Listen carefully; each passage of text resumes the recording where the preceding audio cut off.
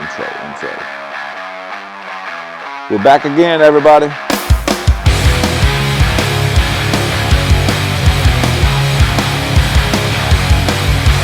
I'll hook my shirt up, we'll hang it up in the shop.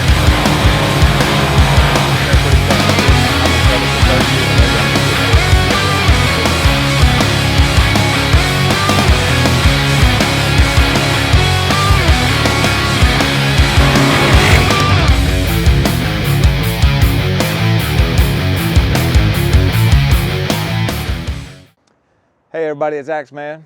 Today we're going logging. We're going to try this Morbark 30-inch chipper out. It's a little old, so bear with me when I tell you about it and you see it. It's we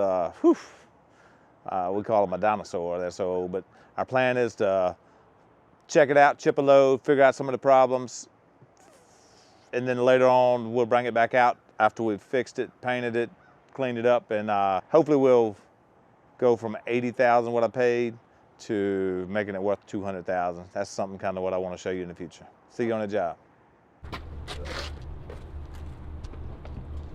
Which trucks we got here? Oh, we do boats. Let's see what we got going on.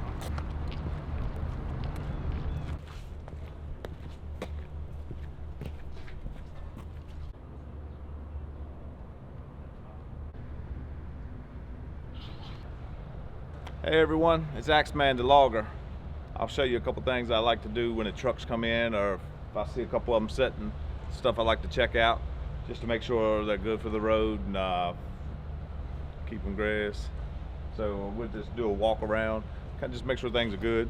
That way, a lot of times I'll take notes, write them in my phone or something, and that way I can call the office to get them to let the guys know what trailer numbers or what needs to be fixed. So I just like to walk around, just check, make sure the tires are good. So this trailer will run 8. This trailer we run 4. We run super singles, but a lot of times on wet weeks we'll run super singles. We'll try to hook the trucks up to super singles to keep mud out of the road, because the 8-tire trailers usually chunk the road a lot more. So like these are nice tires here. Usually you don't see that. Like these are really nice. We must have just put these on. We must have just put them babies on. And then I like to, when the trucks are coming in or parked, walk around, just check the front end, grease the front suspension, all the joints, just to make sure everything's good. Because if something gets overlooked or dry for one oil change, it could cause the truck to drive bad, kingpins to go out. There's so many different things. So that's just some of the stuff I look for to try to. I feel like my whole job is to try to predict what's going to happen before it happens. That's kind of the way my mind works. Like this trailer here, somehow we picked a row with new tires, because this actually is a new trailer, so it's got new tires. That truck's good tires. That trailer needs an inspection sticker, so I need to remember to have it inspected. 182. Good tires. Like see here. So now I need to make a note. 182 needs an inspection sticker. And from unloading the trailer, the rack is folded up.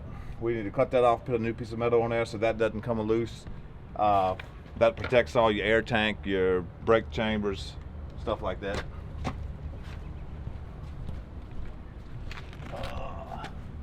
I like looking at the brakes, just anything. Like basically, it's called a pre-trip inspection. I like to just walk by them and do a simple pre-trip inspection, just to kind of make sure, because if somebody overlooks something, you don't want no accidents. Good tires. I think the driver just hit a deer on this truck.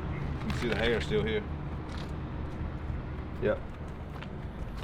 So a lot of my trucks, I like them.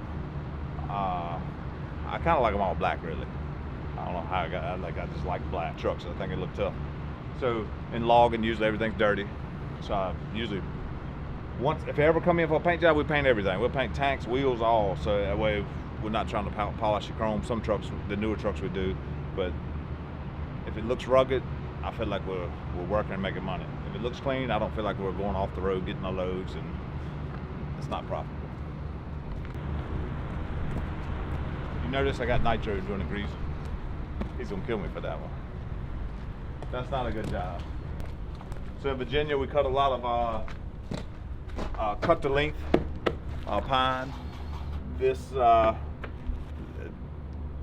is all, I think, 14 feet. Yeah, this load is 14 feet long. It's just small pine. We cut them down to like 7 inches, and then the rest goes into OSB board, pulp, stuff like that.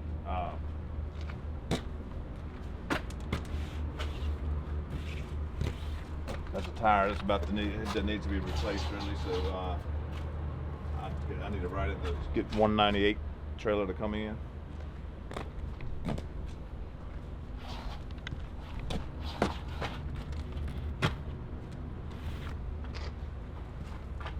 And I like running deep tread tires, so they slide them. And sometimes like if a driver has to stop in a hurry, it'll slide the tires. If it's loaded, it actually flat spot the tire.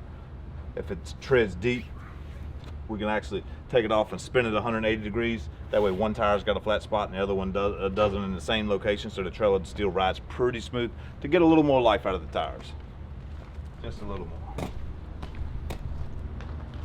I look for wheel seals just to make sure there's nothing leaking. This is a load of hardwood pulp. Trailer good tires. Good brakes. So like this wheel, you see it all black all through here. So apparently that grease seal is leaking at one point. So this trailer needs to go in, and it needs a new seal here. So and that's what causes wheel bearings to go out. You'll have this whole set of tires. When the wheel bearing goes out, it'll run off, eat that up. Got to call the axle doctor. That's what we call that. I think it's I forgot the exact name. We call him the axle doctor. Comes out, cuts it off, puts a whole new spindle on it, and hopefully, if that happens, these do not hit a car or another vehicle. That's something's got to be addressed. It's just little things like, you can see this one's seeping here. This is an older trailer, but like that needs to be addressed. One thing I checked too, this truck actually has, let's see, yeah, that caps. Yeah. That actually, it must be put on really good. You can't really tell it. So I always look to make sure the caps are not good. In an emergency, we'll put caps on a truck, and it's called retread. They just grind smooth the tire up, and put a new tread on an old tire, old casing we call it. So we don't try to run a lot of them, but in emergencies we will run them, or especially on short haul trucks. Longer hauls seem like the caps come apart, so we try to stay away from that.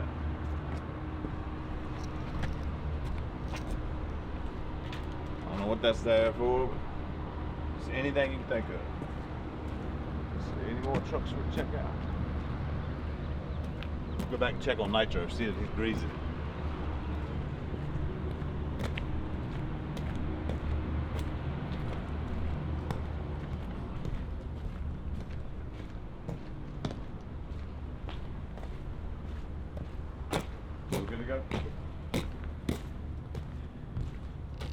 This is an old truck we got. We bought it for like a spot truck to set trailers out. And you see a lot of these trucks that come out of Texas a lot, off of like oil well crews or something. They like pump trucks. I see a lot in Texas. The little short trucks like this, but ended up we got it, and we got it real cheap. Thought about not putting it on the road, just spotting trailers, checked it over, it checked out great, wouldn't many miles, so we've been running it, trying to get a little use out of it. Check this next. I think we've checked them. All right. So now we're gonna pack it up here, head out to a job, and I got a chipper that I want to check out. We hadn't had it long. I'll show you that. It's another little project that I have. It's kind of like race cars in general. I just like working on them, trying to fixing them up and make them better. So we'll talk about that when we get there. See you.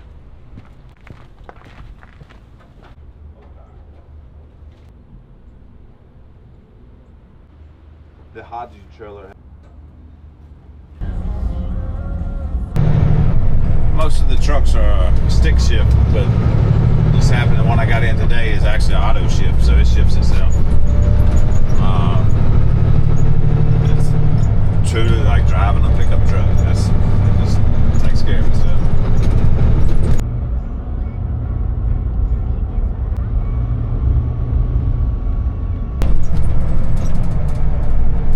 We've just gone through a couple of weeks of dry weather and snow right before that. So actually it's logging, and when you have dry weather, you know the bad days are coming. So it's calling for rain. So we know that's gonna be a tough week coming when the weather sets in. That's a cool thing about a small town. Everyone throws their hand up. When we travel the country drag racing, I threw my hand up at everyone. No one threw their hand back. But like small towns, everyone knows everyone.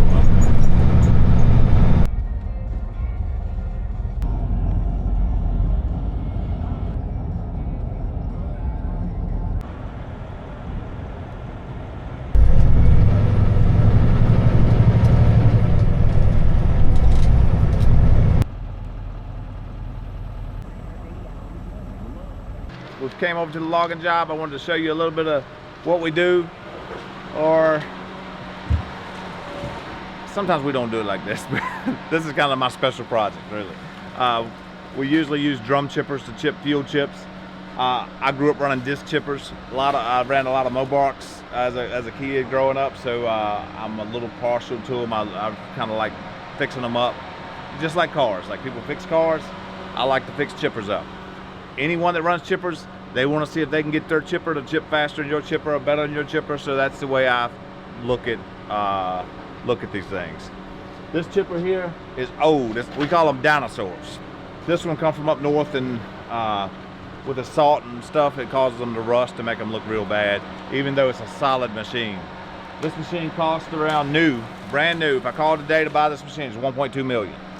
So that's why I enjoy fixing them.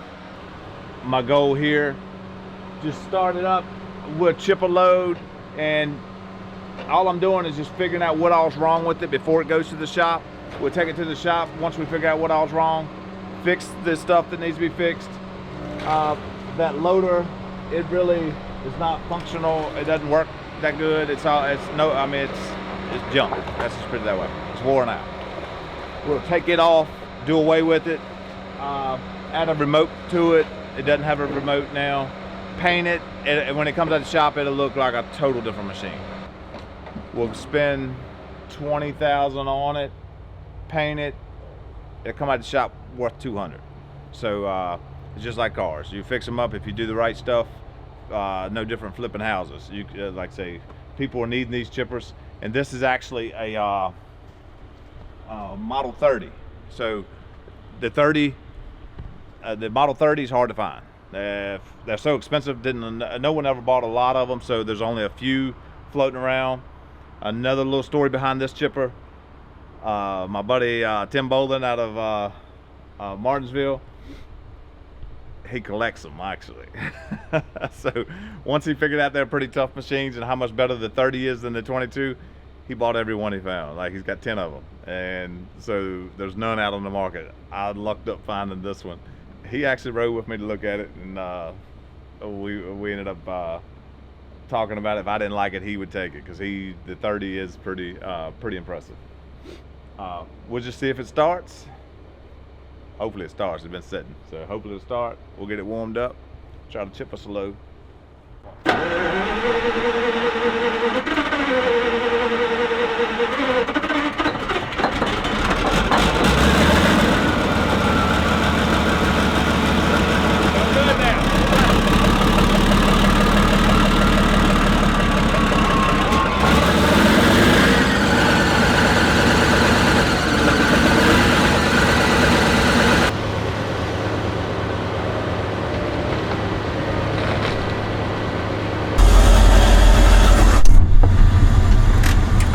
go. We're gonna see if this old 30-inch mower can run.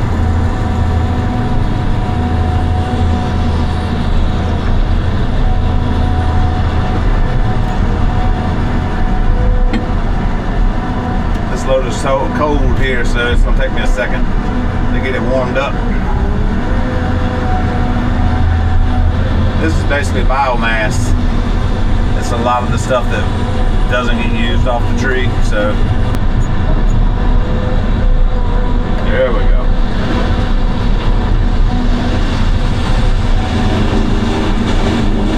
Should be feeding better. Alright, there we go. So now we got some trees going in there. Yeah, it's chipping now. Let's get this loader warmed up. Get this load on there. So what I'm basically trying to see is, I'm basically checking out on this thing is, so this biomass is usually chipped with drum chippers really easy, and I'm just seeing how this 30-inch mower chips it, because a disc chipper is a little finicky when it comes to biomass. So I'm just seeing how this 30-inch chip this little bitty stuff that,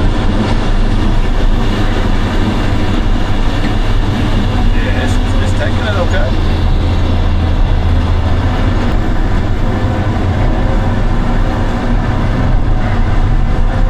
This is the first Tiger Cat I'd ever owned. I bought a brand new Tiger Cat in 2000, the end of 2013, and this is the loader I bought.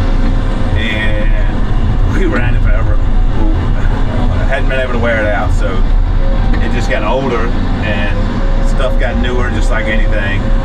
Everyone wanted the nicer machine, so I just kept it and I call it my loader. It was the first one I ever bought.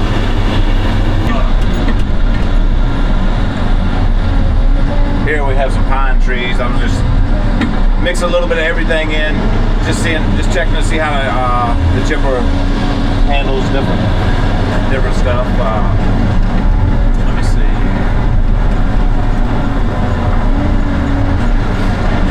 I hadn't seen the auto feed kick on. It should, if I overcrowd it, it should stop feeding and start back. And apparently I'm not feeding it hard enough because it has not kicked back on me yet. My buddy told me when I feed it to feed bigger scoops. It likes the big scoops because it's got such a big chipping area.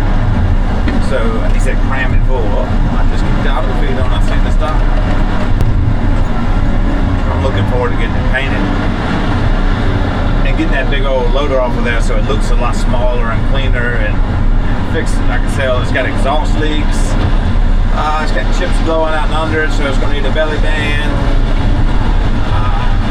You can see a couple of little things it's going to need. And once it gets going under the wheel, it's over. It's going to take it.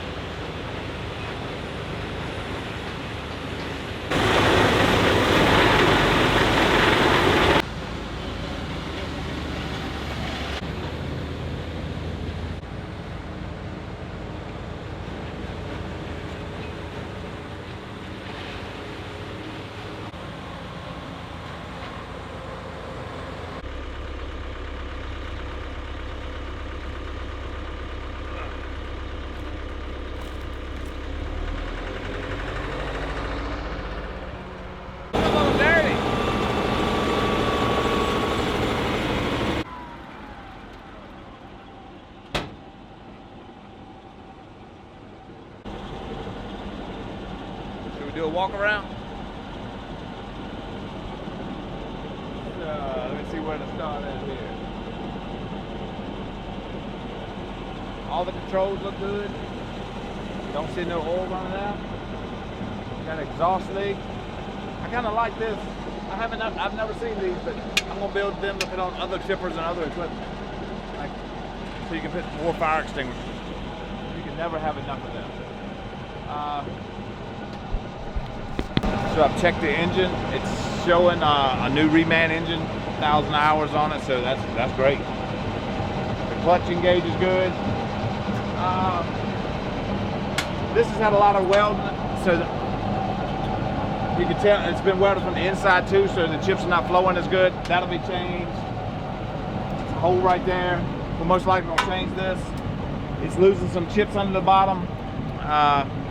We'll probably put new bands in it, check all that over. So right here you can tell something's been modified on the anvil. That's where the tree lays against it and the knife cuts it. It's called an anvil. That'll be, we'll address that. But for like 20 grand, I think, hopefully 20 grand. But still, if we end up with 110 total, like paid 80, end up 110, hopefully that's tops, painted out the door. That's still better than $1.2 million. Yeah. That's a lot. If you were going to chip on a yard year-round, wide open, yeah, the new one would pay for itself. But we're just going to chip some biomass or chip on a yard a couple months a year.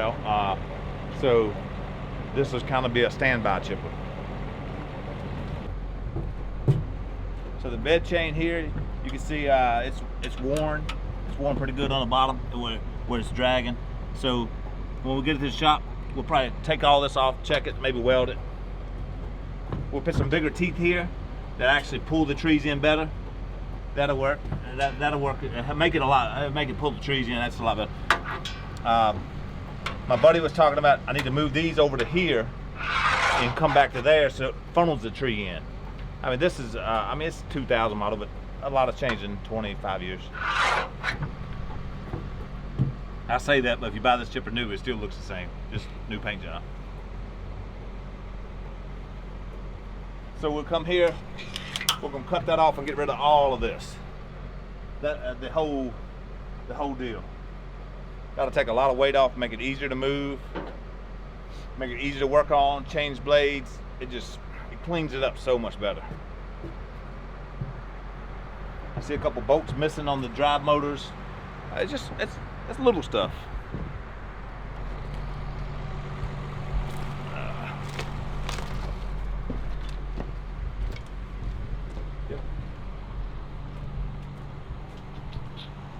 All right. So we got some big trees we need to go over here and check. I mean, we call them big in Virginia. They're nothing like redwoods or sequoias, but in Virginia we call them pretty big trees. We're gonna go over here and check them out, maybe cut a few of them, and try to get them out before this rain hits.